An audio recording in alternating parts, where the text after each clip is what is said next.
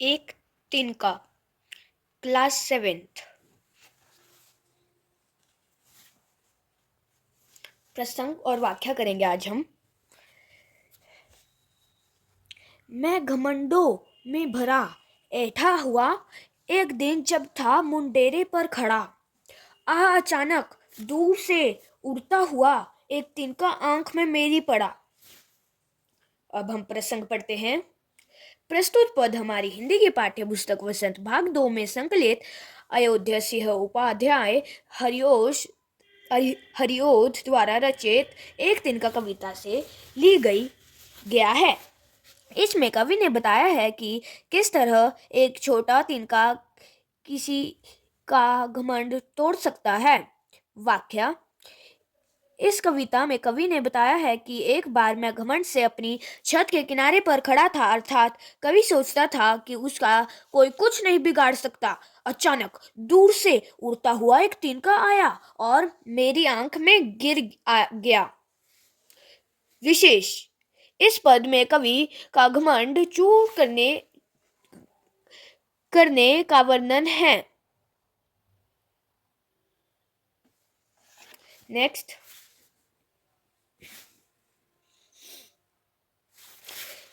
मैं झिझक उठा हुआ बेचैन सा, लाल होकर अब भी दुखने लगी, आंख भी दुखने लगी।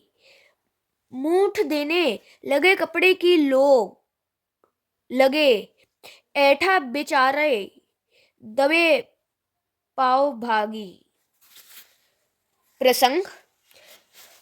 प्रस्तुत कविता हमारी हिंदी के पाठ्य पुस्तक वसंत भाग 2 में संकलित अयोध्या सिंह उपाध्याय हरिओध द्वारा रचित एक तिनका कविता से लिया गया है।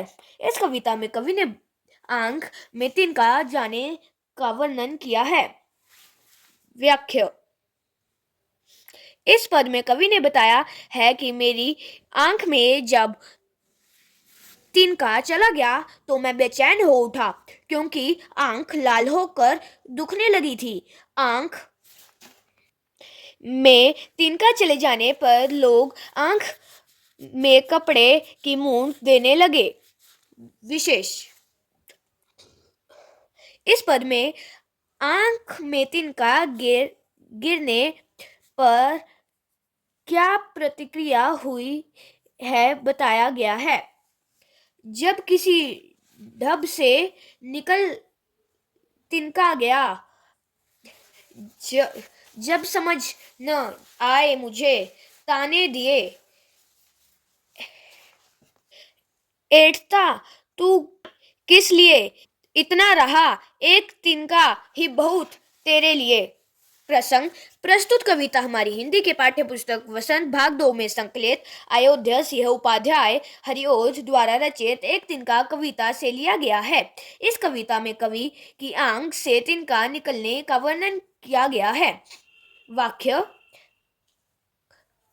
कवि की आंख से लोगों ने किसी तरह तिनका निकाल दिया। कवि की बुद्धि ने उसे ताने दिए कि तू क्यों इतना घमंड करता है, तेरे घमंड तोड़ने के लिए तो एक नन्हा तिनका ही बहुत है। प्रश्न अभ्यास कविता से। नीचे दी गई कविता को पंक्तियों को सामान्य वाक्य में बदलिए। जैसे एक तिनका आंख में मेरी आंख में एक तिनका पड़ा। जी, इसका उत्तर है मेरी आंख में एक तिनका पड़ा। मूठ देने लोग कपड़े की लगे। उत्तर लोग कपड़े की मूठ देने लगे। पाठ को एक दिन जब था मुंडेरे पर खड़ा। आंसर एक दिन जब मुंडेरे पर खड़ा था। खपाट लाल होकर आंख भी दुखने लगी। आंख भी लाल होकर दुखने लगी। ऐठा बिचारी दबे पाओ भगी। बेचारी ऐठ दबे पाओ भागी। जब किसी ढब से निकल तिनका गया जब किसी ढब से तिनका निकल गया। प्रश्न 2। एक तिनका कविता में किस घटना की चर्चा की गई है जिससे घमंड नहीं करने का संदेश मिलता है? एक तिनका कविता में हरिओध जी ने आंख में चले जाने वाले तिनके की बात की है कि कैसे एक तिनका कवि की आंख में चला गया। लोगों ने आंख में कपड़े की मूंद दी, किसी तरह तिनका निकल गया। ऐसे में कवि का घमंड चूर चूर हो गया। उसकी बुद्धि ने भी उसे ताने दिए कि तू ऐसे ही घमंड करता है। तेरे घमंड को चूर करने के लिए एक तिनका ही बहुत है। इस कविता से यह संदेश मिलता है कि हमें घमंड नहीं करना चाहिए। कई बार छोटी से छोटी वस्तु या प्राणी भी घमंड चूर चूर करने में सफल हो जाता है। प्रश्न 3। आंख में तिनका पड़ने के बाद घमंडी की क्या दशा हुई? घमंडी की आंख में तिनका पड़ने पर आंख लाल होकर दुखने लगी। वह बेचैन हो उठा, जिससे उसका घमंड चूर चूर हो गया। प्रश्न 4। घमंडी की आंख से तिनका निकलने के लिए उसके आसपास लोगों ने क्या किया? घमंडी की आंख से तिनका निकालने के लिए उसके आसपास के लोगों ने कपड़े की मूठ बनाकर उसकी आंख में डाली। प्रश्न 5।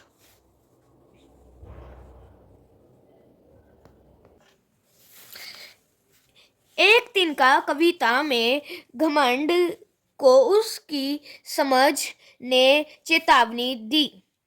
ऐठा तू किस लिए इतना रहा? एक तिनका ही बहुत तेरे लिए। इस प्रकार की चेतावनी कबीर ने भी दी है। तिनका कबहू न निंदिए, पाव तले जो होए, कबहू उड़ई आंखिन परे, पीर घनेरी होए। इन दोनों में क्या समझता है और क्या अंतर? लिखिए। उत्तर। इन दोनों कविताओं में अंतर। एक तिनका कविता में कवि ने बताया है कि तिनके में मनुष्यों का घमंड तोड़ देने की शक्ति है, जबकि कबीर ने कहा है कि तिनके को कभी पाव तले मत रोदो, न जाने कभी वह उड़कर आंख में गिर जाए और बहुत जब दर्द सहन ना पड़े। अर्थात छोटा व्यक्ति भी कभी नुकसान पहुंचा सकता है। इन दोनों कविताओं की पंक्तियों में समानता यह है कि दोनों में यह बात बताया गया है कि छोटा सा तिनका भी अगर आंख में पड़ जाए तो मनुष्य को बेचैन कर देता है। धन्यवाद।